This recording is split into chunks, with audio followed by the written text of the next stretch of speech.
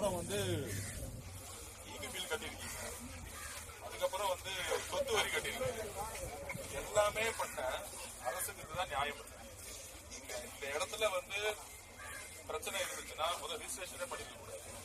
30 வருஷம் உங்களோட இங்க இருக்கவே இருக்கக்கூடாது. சொத்து வரி வாங்கிக்க கூடாது, மின்கட்டணம் வாங்கிக்க கூடாது, இந்த மாதிரி சாலை போட்டு கொடுத்துருக்கூடாது. அப்ப பிரச்சனை வந்து ஏதோ ஒரு அரசியலுக்காக சொல்றது நியாயம் வந்து உங்ககிட்ட என்ன பிரச்சனைனா, நம்மள மாதிரி சாதாரணமா இருக்கிறவங்க கோர்ட்டுக்கு போயிட்டு ஒரு அட்வொகேட்டை போட்டு அரசே வந்து கேஸ போடும், அரசே பதில் அந்த இடத்துல இடிக்கிறதும் அவங்க தான், பர்மிஷன் கொடுக்கறதும் அவங்க தான், கோர்ட்ல ஆர்குமெண்ட் பண்றது. அப்ப ஒரு அரசு அக்யூஸ்டா இருக்க வேண்டிய இடத்துல கோர்ட்ல போயிட்டு அவங்களே வந்து சொல்லக்கூடிய இடத்துல இருக்கிறது வந்து ஒரு நல்ல வக்கீல போட்டு நம்ம சொல்லணும், நம்ம பக்கத்துல நியாயத்தை. ஸோ இது வந்து கோர்ட்ல இருக்கிறதுனால இம்மீடியட்டா உங்க லாயர்ஸ் கூட நம்மளுடைய லாயர்ஸ் எவ்வளவு பெரிய பெரிய வக்கீல் இருக்காங்களோ தமிழக வெற்றி கழகம் சார்பா ஏன் சார்பா உங்களுக்கு முதல்ல ஒரு நியாயம் கிடைக்கிறதுக்கு சட்ட ரீதியா போராடும். சுப்ரீம் கோர்ட் வரைக்கும் நம்ம போய் சண்டை போறதுக்கான வாய்ப்புகள் இருக்கு.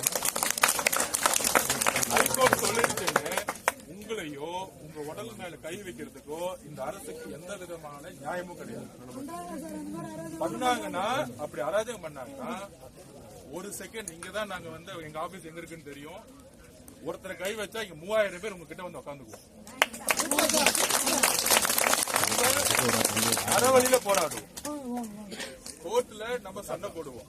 ஆனால் அரசும் சரி கார்பரேஷனும் சரி உங்களை நவுத்துறதுக்கு எந்த விதமான உரிமையும் கிடையாது. கோர்ட்ல கேஸ் போடுற முடிகிற வரைக்கும் நம்ம கோர்ட்ல சண்டை போடலாம், நம்ம பக்கத்துல நியாயத்தை சொல்லலாம்.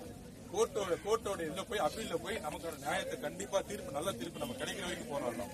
அது வரைக்கும் உங்க மேல கை வச்சாலோ இல்ல போலீஸை வச்சு அடக்குமுறை பண்ணாலோ இல்ல பெண்களை வந்து தவறா வந்து நடத்தினாங்களோ இல்ல குழந்தைகளை டச் பண்ணாங்களோ அறவழியில தமிழக வெற்றி கழகத்தில் 5000 பேர் வந்து இங்க உட்காந்துக்குவோம்.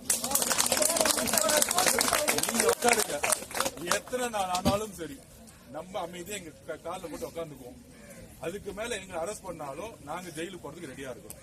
நீங்க அதை பத்தி கவலைப்படாதீங்க. அதை வந்து நம்ம நியாயத்தின் வழியில போய் நம்ம செல்வோம். நீங்க தைரியமா இருக்க, குழந்தைகளை பத்திரமா பாத்துக்குவாங்க, பெண் குழந்தைகளை பத்திரமா பாத்துக்குவாங்க. இடிச்ச வீடுக்கு திருப்பியும் அரசு வீடை கட்டி கொடுக்கணுங்கிறத நம்ம வந்து சொல்லுவோம்.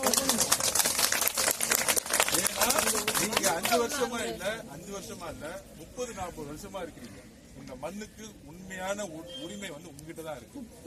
இந்த மண்ணை வந்து